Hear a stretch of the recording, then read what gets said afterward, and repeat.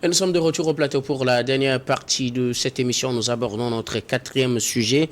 Togo, transport interurbain, prolifération des véhicules privés dans le circuit. C'est de cela que nous parlons aujourd'hui.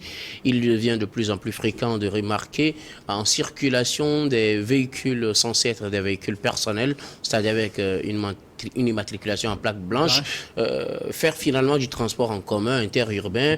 Vous le voyez, hein, pour ceux qui prennent souvent les transports en commun, vous allez remarquer, ou du moins tous les usagers de la route remarquent ces temps-ci que parfois, au lieu que le taxi soit de plaque jaune, on voit des véhicules avec plaque blanche qui font finalement du taxi. Les transports en commun, ce qui normalement est contre la loi. Qu'est-ce qui explique cela? Et le phénomène prend de l'ampleur. Nous en parlons avec vous.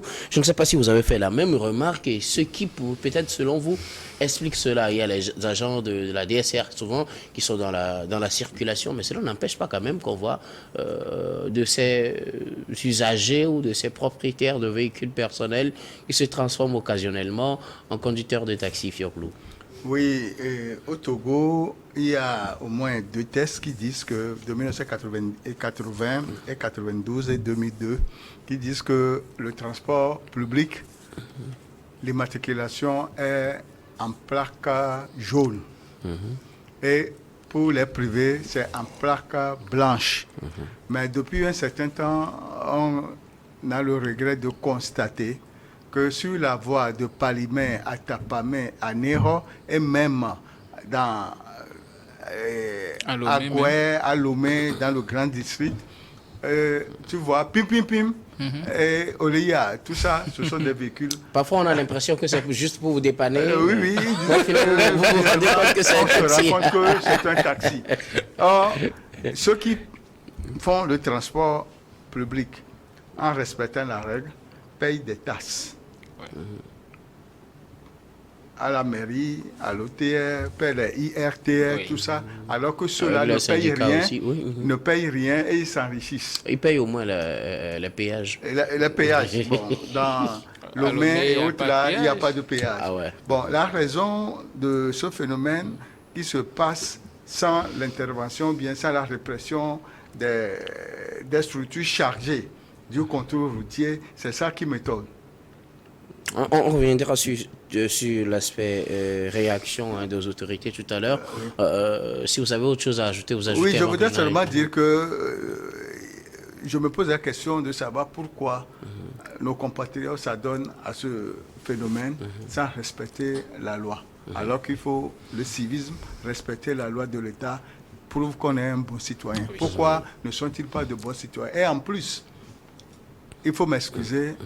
Il faut voir ces chauffeurs, les tenues qu'ils portent même pour être au volant et pour nous conduire. Des chemises sales, des gens qui sont en sous-vêtements, des t-shirts. Ce n'est pas propre. Alors que dans un pays, quand quelqu'un vient, la première vitrine, c'est le chauffeur et le véhicule qui conduit. Il y a certains véhicules qui ne doivent plus être en circulation parce qu'ils sont tellement cabossés et autres là, mais qui sont que communément on appelle des violadounou. Et il est dit aussi qu'avant qu'on ne mette ces véhicules en circulation, il faut l'assurance, il faut une visite technique. Avoir ces véhicules, leur état prouve à suffisance qu'ils ne sont pas en règle. Mais ce qui nous concerne aujourd'hui, pourquoi ces véhicules en plaque privée font le transport public au vu des autorités sans réaction? Gabin Adjaro, bon, je viendrai à vous tout à l'heure. Puisqu'il a parlé de civisme, je rappelle que sous le Kéziré est également le président de l'association Le Civisme. Vous avez remarqué également ce phénomène où quelqu'un qui a une voiture personnelle, de temps en temps se transforme en taxi, hein, en chauffeur de taxi pour peut-être des jeunes là debout. Pourquoi le phénomène prend-il de l'ampleur dans nos villes aujourd'hui? Mon frère vient de prononcer le nom, le civisme. Il dit, donc il en sait quelque chose. C'est de l'incivisme, ce qui se passe. J'ai fait des émissions là-dessus sur certaines antennes. Je ne sais pas s'il y a une nouvelle loi qui autorise ces plaques blanches J'étais à Goué 2 semaines. Bon, pour votre je m'arrête. Il n'y a pas de loi qui les autorise. C'est vrai, c'est dit, non, il n'y a pas de loi. Que font les autorités? Il y a la DSR sur les routes, mais elle passe. Pourquoi? Pourquoi elle passe? Donc, le Et quand vous voyez, vous saurez en même temps que lui là, il fait du taxi. Mais sa plaque, moi, il s'est arrêté, moi j'ai regardé, c'est pas un visage que je connais. Il dit non. Je suis rentré, j'ai regardé, bon, parce que des fois c'est des voleurs, tout ça là. Donc j'ai regardé à gauche, à droite, je n'ai pas accepté. J'attends, j'ai trouvé un taxi. Une autre fois aussi, même chose. J'ai dit cette fois, je vais rentrer voir. Je suis rentré, j'ai payé. C'est ce que je disais. Au début, vous avez l'impression que peut-être c'est pour vous dire. C'est ça, parce que j'ai regardé le visage, c'est pas un visage que je connais. Donc lui là, il ne peut pas me dépanner. Bon. Après, un jour aussi, c'est la même chose. Là, cette fois, il dit, je vais tenter. Je suis rentré. On a passé, il y avait la DSR au niveau de Djoulassame. Ils se sont entendus et puis on a continué. Voilà le problème. Voilà le problème. Ils se sont entendus, on a continué. Mais c'est un civique. Et Dieu merci, aujourd'hui je suis ici. Et c'est notre boulot. Je suis le président de l'association Le Civisme. La DSR n'a qu'à s'apprêter. Leur numéro matricule, je les ai enregistrés. Il faut dénoncer les agents indélicats aussi. Gabin Adjaro, vous avez fait le même constat. Prolifération de ces voitures personnelles ou censées être des voitures personnelles qui se transforment occasionnellement en taxis en circulation, surtout dans le transport interurbain. Oui, c'est un problème assez crucial aujourd'hui, un peu partout dans la ville. Tu vois ces genres de choses qui se passent. Tu vois des véhicules plaques blanches. Et puis bon, tu l'as dit, tu as l'impression que la personne a envie de te dépanner, alors que bon, c'est un taxi. C'est un taxi. Et puis bon, et parfois même, il y a des cas de vol dans ce genre de véhicule. Il y a 2 jeunes hommes qui sont dans le véhicule, tu penses que ce sont des passagers. Bon, puisque tu es déjà rentré, quand même, tu veux aller à destination. Et puis bon, ils te bousculent au point jusqu'à... Ils prennent ton portefeuille. Et puis bon, arrivé à destination, tu te dis, ben, j'ai perdu mon truc. Donc d'ailleurs, c'est imprudent pour nous-mêmes. Et je ne sais pas ce qui explique ce phénomène. Si tu veux faire du taxi, tu sais par quelle voie il faut passer avant de rouler un taxi dans la ville de Lomé, même partout sur le territoire national. Mais ça ne se fait pas. Moi, je me rappelle qu'en 2011, bon, j'avais un ami qui avait une BMW et puis bon, il a perdu son boulot. Et comme le véhicule est déjà là, il est rentré dans la circulation comme ça, avec le BMW, hein, il est rentré dans la circulation. Il est rentré dans la circulation. Bon, après 6 mois, il a changé avec une Toyota Carina Tri, et puis bon, toujours avec la plaque blanche, mais il faisait taxi, il faisait même Lomé-Cotonou. Jusqu'à ce que bon, son boulot a été rétabli et puis bon, il est retourné au boulot, il travaille aujourd'hui. S'il me voit, il sait très bien de quoi je suis en train de parler, mais c'est de l'incivisme. Certains peuvent dire que non, le doyen vient de dire des violadounou, mais ce n'est pas la voie idoine, parce que quand tu enfreins à ces règles-là, toi-même tu n'es pas protégé. Quand quelque chose va arriver, on va te coller cette loi et tu ne pourras pas t'en sortir. Faire les choses dans les normes, peut-être que bon, au moment où ta situation sera optimale, tu demandes au rechange de plaque et puis bon, tu reviens avec ta plaque blanche. Il n'y a pas de problème à cela, mais continuer de cette manière-là, je pense qu'il y a problème. Et ce qui un peu permet à ces gens-là de faire ce genre de choses, c'est parce qu'il y a des sociétés privées aussi qui sont dans le transport, mais avec des plaques blanches, peut-être avec les logos de la société sur le véhicule, mais ça ne veut absolument rien dire. Mais ce n'est pas sur tous les véhicules d'ailleurs. Donc ça pose réellement un problème. Je pense que l'autorité doit sévir à ce niveau et qu'on sache réellement ce qu'il faut faire et ce qu'il ne faut pas faire. Et aussi à ces sociétés-là, je pense qu'il y a une concurrence déloyale par rapport aux taximans qui sont réguliers. Il y a une concurrence déloyale. Premièrement, il faut voir, c'est vrai que ça crée des emplois, mais il faut voir comment les chauffeurs de ces sociétés-là sont traités. ils crient à tout moment que bon, ça ne va pas et autres. Et on nous utilise d'une manière où parfois même la personne prend ta voiture et tu le conduis jusqu'à un certain niveau, mais chambre d'hôtel même tu n'arrives pas à trouver. Et on te paie le même salaire comme si tu étais à Lomé, si tu étais en zone urbaine. Et ça pose réellement un problème. Bon, ça c'est un autre aspect qu'on on va y revenir. Peut-être un autre jour, puisque le temps va très vite quand il s'agit de discuter des sujets comme ça. Alors, est-ce que, Fioclou, je reviens à vous, vous vouliez aborder l'aspect là tout à l'heure, que parfois ça passe inaperçu sous le regard des agents de contrôle de la circulation. Est-ce qu'il n'est pas foncièrement difficile de distinguer qui prend ses amis dans sa voiture personnelle?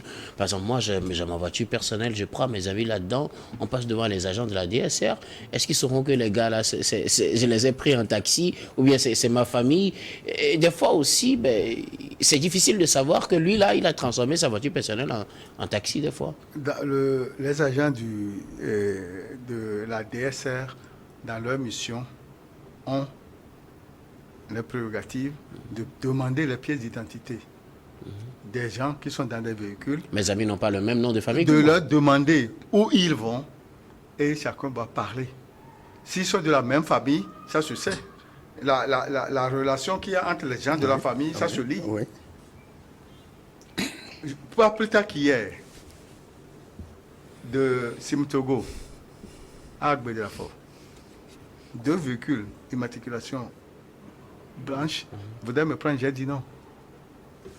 J'ai pris un véhicule de couleur jaune. Mais au retour, c'était rare. Et j'ai pris la plaque blanche. J'étais devant. Et je lui ai posé la question. Monsieur, pourquoi vous... Il me dit, ah, c'est avec ça qu'on se démerde. Et je dis, ben, au niveau du rond-point du port, là-bas, il y a les agents du DSR. Ils ne vous contrôlent pas du haut. La dernière fois, ils ont fait des rafles. On a donné un communiqué en disant que tous ces véhicules n'ont qu'à changer leur plaque en plaque jaune. Et qu'est-ce qui suit? Et c'est là, il me dit, on fait le geste, puis c'est fini. Bon, arrivé à leur niveau, effectivement, au niveau du port, ils ont sifflé, il a fait la main comme ça. On s'est déjà vu. Et on a pris, je lui ai dit ça, c'est quoi ce que je veux. Quand je passais à l'allée, j'ai déjà donné. Je n'ai pas demandé à savoir combien ils ont donné. Mais je lance un appel aux agents de... On a parlé de la prévention routière et de la sécurité routière. Il faut que ces agents puissent mettre en valeur la raison pour laquelle on a mis en place la direction de la sécurité routière. Y, c'est Y, Z, c'est Z. Ils ont la possibilité de contrôler qui sont dans les véhicules. Qui sont dans les véhicules. Il est dit, le test dit, c'est plaque jaune, transport public. Ça se fait de Lomé à Palimé, de Lomé à Tapamé, de Lomé à Ného. C'est pas bien. En cas d'accident, qui sont les perdants? Les occupants ou bien le chauffeur? On reviendra tout à l'heure sur les conséquences du non-respect de la réglementation en question. Je disais tout à l'heure qu'il est parfois difficile de savoir si vraiment la personne à bord, si c'est un passager, un citoyen lambda qui a pris un taxi, ou bien c'est un proche du conducteur. Parce que parfois, il peut être mon proche, ne pas avoir le même nom que moi, et puis on va quelque part ensemble, je le prends, il peut vouloir rester derrière, et que moi je joue le chauffeur peut-être. Tu sais, les militaires ou bien les forces de l'ordre ne sont pas comme nous. Hein. Ils sont des gens qui ont été formés pour ce genre de choses. Quand tu vois quelqu'un qui est proche de l'autre, tu sais en même temps. Eux, ils le savent. Peut-être que c'est nous que ça peut tromper. Nous, personne lambda, bon, ça peut nous tromper. Mais eux, ils savent qui est proche de l'autre. Et ils savent quoi faire. Ce que le John vient de dire est très édifiant. Et sur nos routes, ça se constate à tout bout de champ. Les gens font surcharge, ils passent, ils donnent la main aux policiers. Ils sont souvent arrêtés, il y en a... c'est pas ce que moi je constate le plus souvent. Ce que je constate le plus souvent, c'est que bon, ces gens-là saluent les forces de l'ordre, puis bon, ils passent. C'est vrai qu'à un moment donné, le ministre Yark avait réellement parlé de ce problème-là et a même donné un numéro vert pour dénoncer ces agents indélicats. Mais je pense que ça continue de plus belle. Et même les agents de DSR, je pense qu'ils ne sont pas véritablement rigoureux par rapport à ce genre de choses. Et ça pose un problème. Quand un gendarme ne peut pas reconnaître quelqu'un qui est en infraction, alors là, on est en danger. On est en danger. Si on ne peut pas reconnaître, c'est nous qui allons reconnaître ces gens-là, c'est impossible. C'est à eux de reconnaître que toi, tu es en infraction, ce que tu es en train de faire, ce n'est pas bien. Va au BM, dépose ta voiture là-bas, puis par après, quand tu vas régulariser ta situation, tu vas venir prendre. Et ce sont la plupart des gens qui n'assurent pas leur véhicule, qui ne font pas véritablement des visites techniques et autres, ils sont toujours dans l'infraction.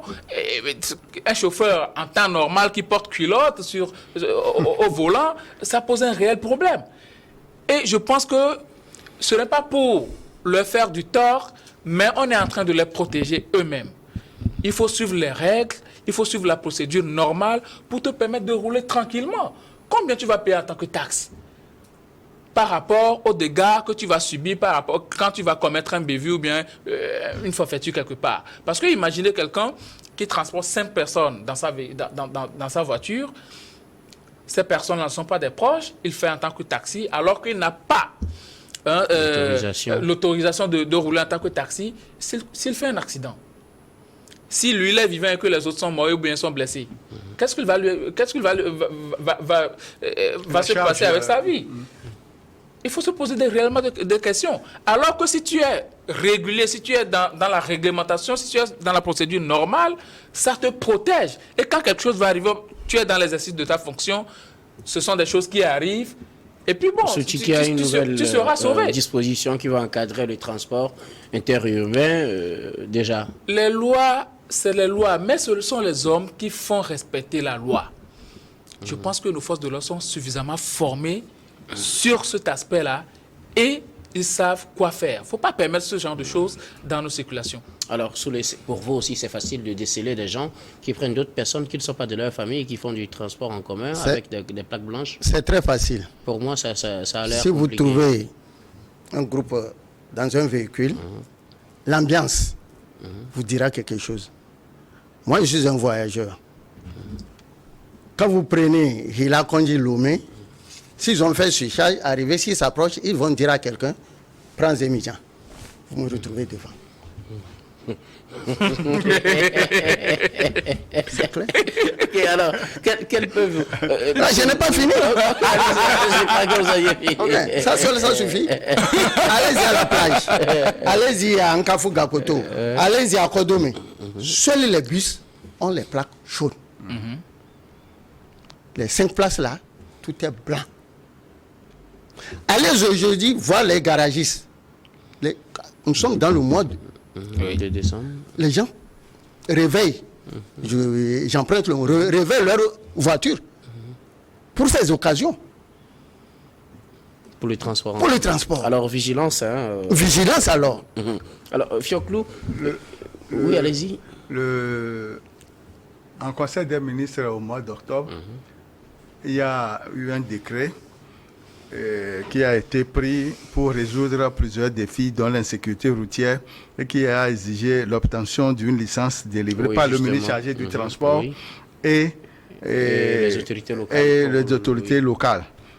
La mise en œuvre de ces mesures devrait permettre une meilleure organisation des transports publics, la professionnalisation des acteurs du secteur, une meilleure identification des taxis et de leur périmètre d'activité, de même qu'une amélioration de la sécurité routière. Tout ça pour l'intérêt de la population.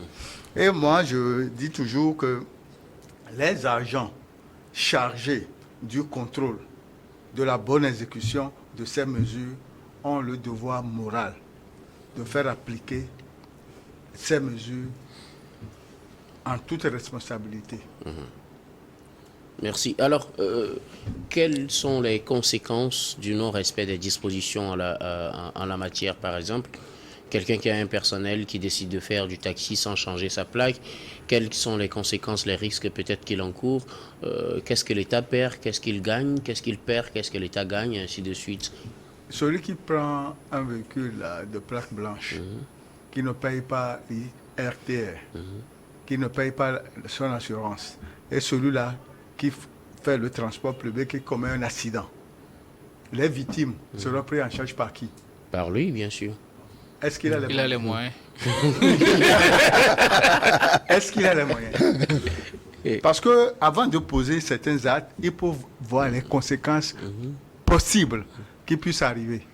Et moi, je pense qu'ils ne courent que pour leur poche, sans avoir la prévision de possibles accidents qui entraîneraient des blessés et des victimes.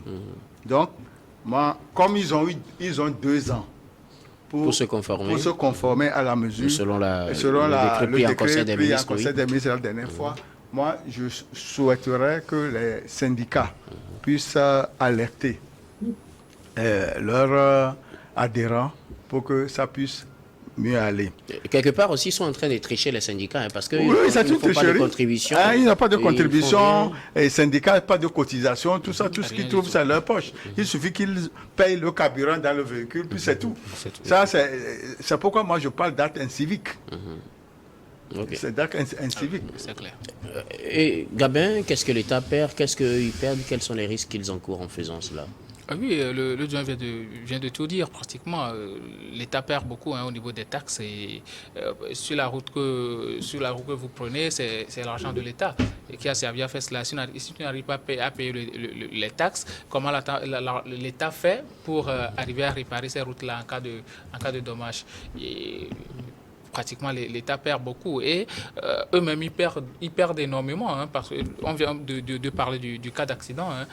Et le véhicule n'est pas assuré. Lui-même, est-ce que, peut-être c'est la vie des usagers qu'il a mis en danger comme ça, mais lui-même aussi, il court beaucoup de danger. Il peut se retrouver en prison pour mettre comme ça. Mise en danger de la vie d'autrui, mise en danger de la vie d'autrui et autres. Donc, du coup, c'est une situation qui ne profite ni à l'État, ni à l'usager, mais l'État paie beaucoup plus au niveau des taxes et autres là, visites techniques, les taxes qu'on paie aux mairies sur la voie chaque matin et autres, l'État perd énormément sur ce genre de choses. Et c'est à nous aussi d'être assez vigilants par rapport à ce genre de choses pour ne pas prendre ce genre de taxi, ce genre de véhicule pour se mettre beaucoup plus en sécurité. Quelque chose à ajouter? Oui, moi j'endosse la responsabilité à l'État. Parce que nos lois sont comme de la rosée. La nuit jusqu'à 4h, 5h du matin, vous voyez sur les feuillards la rosée, l'eau. Mais quand le soleil sort, ça disparaît. Donc de taper sur la table. Trop, c'est trop. Parce que la vie humaine est sacrée. Et nulle part ailleurs, on vend des vies. Nulle part ailleurs. Donc il ne faut pas que l'État ait notre sécurité. Mais si elle est défaillante, cette sécurité, au niveau de l'État, donc tout est défaillant. C'est l'État qui permet à ces gens-là de faire ce qu'ils veulent. Parce que 1, 2, 3 fois, si des gens ont servi de cobayes, Togolais n'aime pas ça, Togolais, il aime trop et il veut être à l'aise. Quand vous les serrez un peu seulement, il se redresse. Merci beaucoup. À vous, nous arrivons pratiquement à la fin de cette émission. Nous allons faire un dernier tour de table pour les sujets de votre choix. Vos mots de fin. Je commence par vous, Gabin Adjao. Oui, mot de fin. Vraiment, j'avais cru entendre que l'ATC avait commandité une enquête par rapport à des boîtes de tomates. Et puis, ils ont véritablement déniché qu'il y a beaucoup de boîtes de tomates qui ne sont pas comestibles, qui ne sont pas bons à la consommation de la population.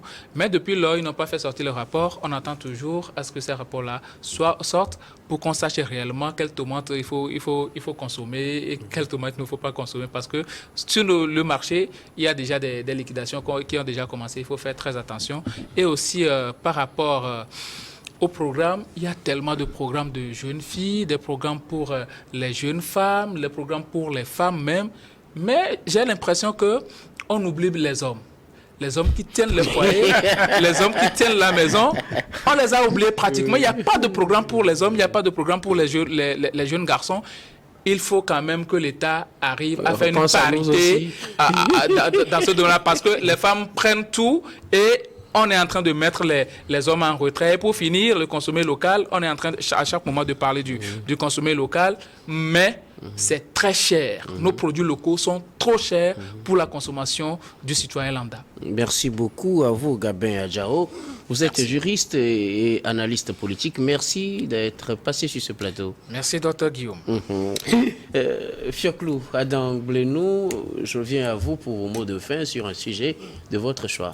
Oui, je voudrais lancer l'appel de la présidence à mes compatriotes et je les exhorte à poser des actes civiques pour l'intérêt de notre pays. Merci beaucoup. C'est tout. Ok, merci beaucoup à vous.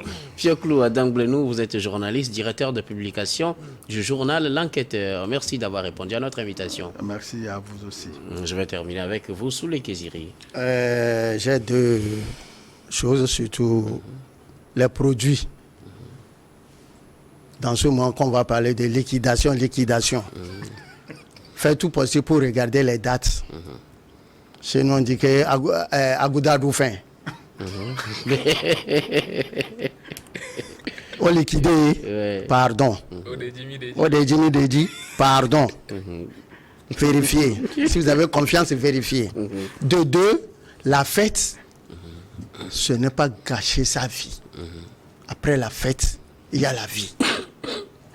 La fête, ce n'est pas dépasser ce que votre corps ne peut pas supporter.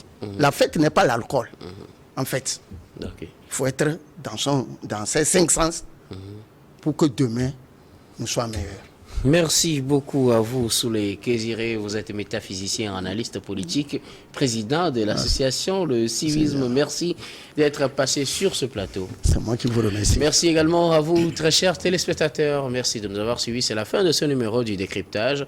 Je vous retrouve demain avec le même plaisir pour d'autres numéros.